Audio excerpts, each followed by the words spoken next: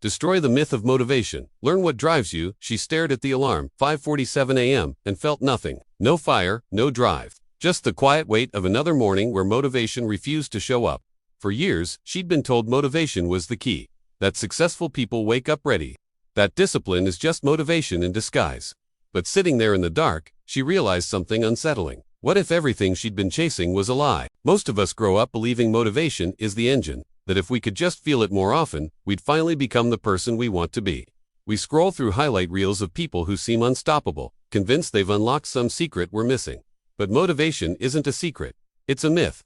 And the sooner we stop waiting for it, the sooner we start moving. She thought back to the last time she'd felt truly motivated, really felt it. It was 3 months ago, maybe 4. A spark that lasted 2 days before fading into the same familiar fog. And in those 2 days, she'd convinced herself this time was different. It never was.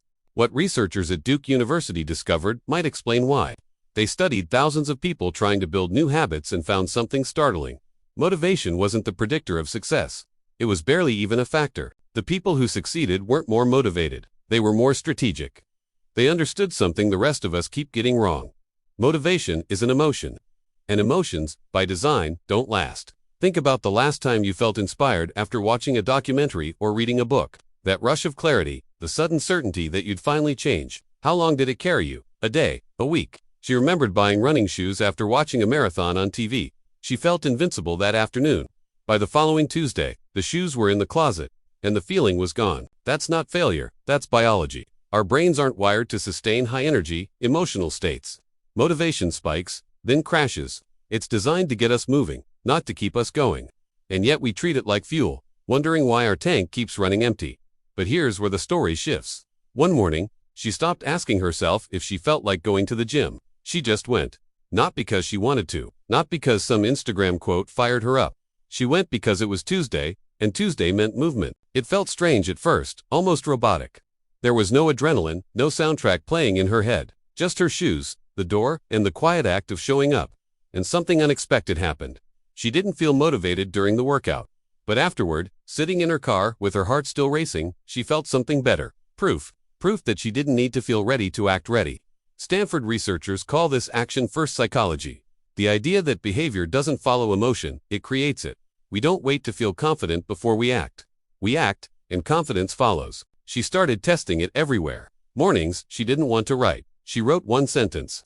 Days, she dreaded work. She showed up for the first 10 minutes. And somewhere in that repetition, something shifted. Not motivation, something deeper. Dr. B.J. Fogg, who spent decades studying behavior at Stanford, found that tiny actions repeated consistently rewire the brain faster than any emotional surge ever could. He called them tiny habits, microactions so small they bypass resistance entirely. She adopted one. After brushing her teeth, she'd do 2 push-ups. That's it, 2. Some days she'd do more, but the rule was just 2. Within 3 weeks, her brain expected it. Within 2 months, it felt wrong not to do it. That's not motivation. That's architecture. The myth tells us we need to feel it to do it. But the truth is we need to do it to feel it. And once we understand that, everything changes. Think about the people in your life who seem naturally disciplined. The ones who work out at 6 a.m., cook healthy meals, stay consistent. We assume they're driven by some internal flame we lack. But ask them, and most will tell you the same thing. They don't feel like it most days either. They just built a system that doesn't require feeling. She started realizing her entire relationship with herself had been conditional. I'll work out when I feel motivated. I'll start the project when I'm inspired. I'll be better when I'm ready. But ready never came. Inspired flickered and died. And motivation was a guest, not a resident. So she stopped waiting. Psychologists call this shift identity-based behavior. Instead of focusing on outcomes, lose weight, finish the book, get promoted, she focused on identity. I'm someone who moves her body. I'm someone who writes. I'm someone who shows up. The language mattered. I want to be a writer is a wish. I'm a writer is a fact. And facts don't need motivation to be true. She wrote badly some days. Skipped workouts, others. But the identity held. Because identity isn't about perfection, it's about pattern. Then came the moment she didn't expect. 3 months in, she woke up at 5:47 a.m. again. Same dark room, same quiet wait. But this time, she didn't check how she felt. She just moved. And in that movement, she realized something profound. She'd stopped needing the feeling. The action had become the anchor. What surprised her most wasn't just how a simple habit tracker helped her visualize progress with building these new routines, but how everything started to feel different once she switched to the right method. She wasn't expecting such a clear change, and honestly, she tested it more than a few times before she figured out what really worked. This isn't a promotion, just sharing real results that made a noticeable difference for her. The link's below if you want to explore what she means. But the real shift wasn't external, it was internal. Researchers at the University of Pennsylvania studied what they called grit, the ability to persist toward long-term goals. They found that grit isn't about passion or intensity. It's about showing up when it's boring, when it's hard, when no one's watching. She used to think passion was the fuel. Now she understood. Passion is the exhaust. It's what happens after you've been moving for a while, not before. Some mornings still felt heavy. Some workouts still felt like punishment. But she'd learned to separate feeling from action. And in that separation, she found freedom. Because here's what no one tells you about motivation. It's not the starting point. It's the byproduct. You don't wait to feel motivated to act. You act, and motivation catches up. Sometimes it doesn't. And that's okay too, because the action already happened. She thought about all the years she'd wasted waiting. Waiting to feel ready. Waiting to feel inspired. Waiting for some magical internal shift that would make everything easier. But easier never came. And it never does. What came instead was repetition. Boring, unglamorous, invisible repetition. The kind that doesn't make for good social media posts or inspiring speeches. The kind that just quietly builds a life. Dr. Wendy Wood, a psychologist who spent 30 years studying habits, found that nearly 43% of what we do every day isn't decided, it's automatic. Our brains run on loops, not logic. And once a loop is set, it runs whether we're motivated or not. That's the secret successful people know and struggling people don't. They don't rely on motivation. They rely on systems, on environments, on identities that make the right action the default action. She started designing her environment like an architect designs a building. She put her workout clothes by the bed, her journal on the kitchen table, her water bottle where she'd see it first thing. Not because she's weak-willed, because she's human.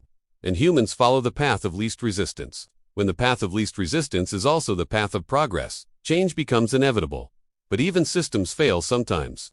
And that's where the next layer comes in. One night, after a particularly brutal day, she skipped everything. No workout, no writing, no routine. Just exhaustion and takeout and the couch. And the next morning, she did it again. Old her would have spiraled, would have seen to missed days as proof she was broken, that she'd lost it, that motivation, wherever it went, wasn't coming back. But new her understood something different. Missing twice isn't failure. Missing 3 times is. She called it the 2-day rule. You can miss once. Life happens. But you can't miss twice in a row, because twice becomes a pattern, and patterns become identity. So on day 3, even though every fiber resisted, she showed up. Not perfectly, not with energy, but she showed up. And that was enough. Psychologists call this self-compassion with boundaries. It's the balance between being kind to yourself and being honest with yourself, between grace and accountability. She learned to forgive the slip without excusing the spiral. Somewhere between the failures and the quiet mornings, she found rhythm, not perfection, not even consistency, really, just rhythm, a pulse, a heartbeat she could return to. And in that rhythm, she discovered what actually drives people. It's not motivation, it's not discipline, it's not even willpower, it's proof. Every time she showed up when she didn't feel like it, she proved to herself she could. Every time she wrote a bad paragraph instead of no paragraph, she proved the myth wrong. Every time she chose the harder path when no one was watching, she built evidence. Evidence that she's someone who keeps promises to herself. Evidence that feelings don't control outcomes. Evidence that she's more capable than the voice in her head claims. And evidence, unlike motivation, compounds. Neuroscientists at MIT found that the brain physically changes with repeated action. Neural pathways strengthen. Synapses fire faster. What once required immense mental effort becomes automatic. She could feel it happening. The internal argument before a workout grew quieter. The resistance to sitting down and writing softened. Not because she suddenly loved it, but because her brain had learned, this is what we do now. That's the difference between motivation and drive. Motivation asks, do I feel like it? Drive answers, it doesn't matter. And when you stop asking the first question, the second becomes reflex. She started noticing it in other areas too. Conversations she used to avoid. Decisions she used to delay. Boundaries she used to blur. The same pattern applied. Act first, feel later. Don't wait for courage. Do the thing that requires courage, and courage arrives mid-action. It's terrifying at first. Then it's liberating. Because once you realize you don't need to feel ready to be ready, every excuse loses its power. One afternoon, months into this new way of being, she was talking to a friend who said, "You're so disciplined. I wish I had your motivation." She almost laughed. Motivation had nothing to do with it. She didn't wake up driven. She woke up the same as everyone else, tired, distracted, human. The difference was she'd stopped negotiating with herself. She'd built an identity that didn't require permission from her emotions. And once that identity locked in, the actions became non-negotiable. Not because she was special, because she'd practiced. Researchers at University College London found it takes an average of 66 days for a behavior to become automatic. Not 21, not 30, 66. That's over 2 months of showing up when it feels pointless, when progress is invisible, when no one's cheering. But somewhere in that stretch, the brain stops asking why and starts asking when. And when becomes now. You've crossed over. She thought about the version of herself who used to wait for motivation like it was a bus. Always watching for it. Always hoping it would arrive on time. But motivation isn't a bus. It's a breeze. It comes and goes. And if you're waiting for it to move you, you'll spend most of your life standing still. So she stopped waiting. She became her own momentum. And the strangest thing happened. Once she stopped chasing motivation, it started showing up more often. Not because she needed it, but because action creates energy. Energy creates emotion. Emotion feels like motivation. But by then, she knew the truth. Motivation was the echo, not the cause. Dr. Angela Duckworth, who won a MacArthur Genius Grant for her research on grit, found that passion follows engagement, not the other way around. We don't find what we love and then commit. We commit, and love grows from the commitment. She'd spent years waiting to feel passionate about her goals. Now she understood. Passion is what happens when you've been consistent long enough to get good at something. And getting good feels better than any motivational quote ever could. When she looked in the mirror again, it wasn't her reflection that had changed. It was what she believed about herself. She wasn't someone who needed the perfect conditions to act. She wasn't someone who only moved when inspired.